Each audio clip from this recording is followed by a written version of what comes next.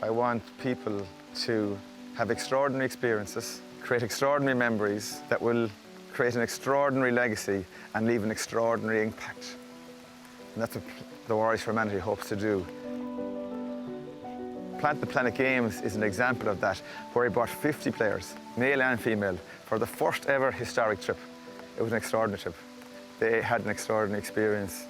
They have extraordinary memories for life. They all raised 10 grand. Collectively, they planted 1 million trees. Now, what a legacy for those 50 players to leave behind. Hundreds of thousands of families will live off those trees long after we're gone.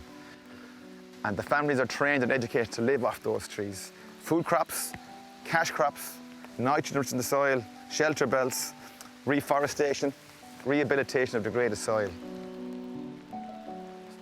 I heard a great quote one day from an Indian nun. And she said, "Alan, you know you're destroying the planet."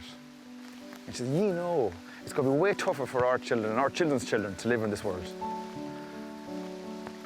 And she said, "What are you going to do about it?" And she challenged us to be great ancestors. What a word.